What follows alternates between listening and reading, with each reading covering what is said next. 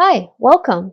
If you're watching this video, whether you're ready to start using ecCLOUD or maybe you just want to learn more about it, either way, this is the perfect place to start. In this video, we'll talk about 6 things that are important for beginners to know about ecCLOUD. We believe that with the knowledge of these important basics, you will be able to more quickly learn how to navigate and use ecCLOUD.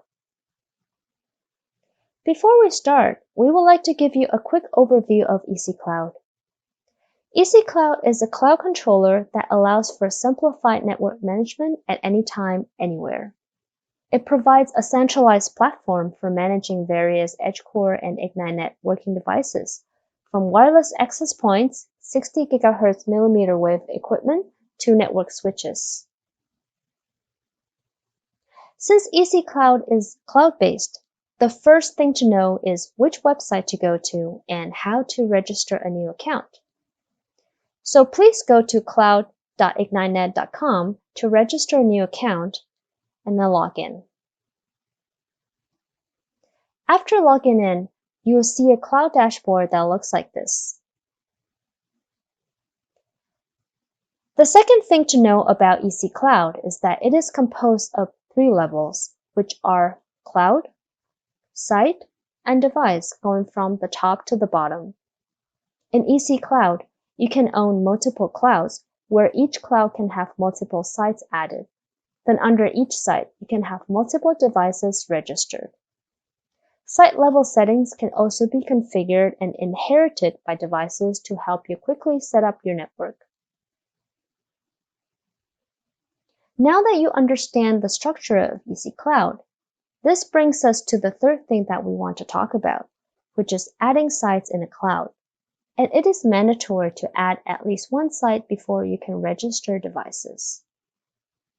After logging in for the first time, since no sites have been created just yet, you can see a reminder asking you to add a site.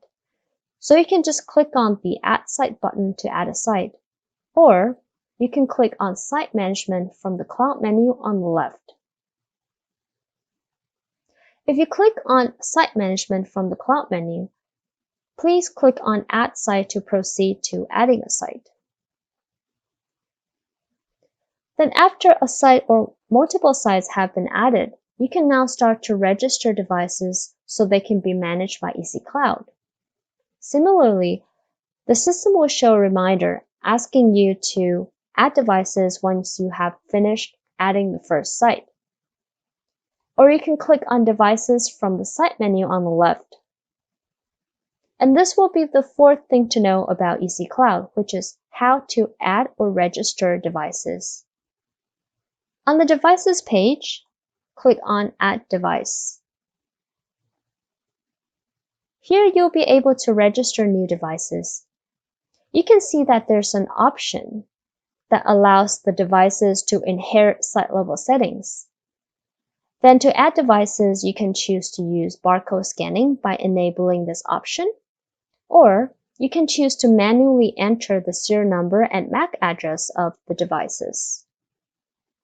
At this point, you may be wondering about the plans and the fees associated with using ecCLOUD. So this will be the 5th thing we will talk about, which is cloud plans and pricing.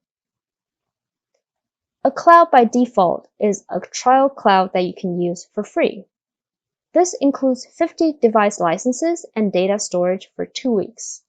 So you can test out the cloud and explore the features for free. This is great if you're doing evaluation or testing. And when you enter the deployment stage, you can choose to upgrade to the core cloud plan by paying an annual fee. This will give you 500 sites per cloud and 500 device licenses per site, and data will be stored for 30 days.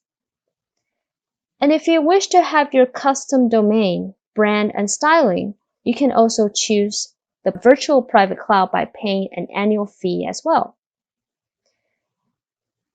And you can also purchase an add-on that will extend the time period for data storage from 30 days to 1 year. So the last thing we want to talk about is how to manage user access to ecCLOUD. To provide others access to your cloud, go to User Management and click on Invite User. Across the network, you might have multiple staff members in charge of network management, and ecCLOUD supports tiered user access, where users can be assigned an appropriate role with the appropriate administrative privileges. For example, you can invite a user as an administrator with nearly full write permissions and access to all sites and devices within the cloud. Or you can invite a user as a site user so that they can only access and manage specific sites. And once you have invited a user, you will see this user under Pending Invitations. The user will receive an invite by email. And once the user has accepted the invite, they will be listed under Manage Users as shown here. And here you can see the option to edit the account or revoke access. Okay, so this is the end of the video, and here's a recap of what we have covered. We hope that by now you have a clear understanding of what ecCLOUD is, how it's structured, where to register, and how to begin adding sites, registering devices, and managing user access, which are all important steps in setting up your network. Thanks for watching this video.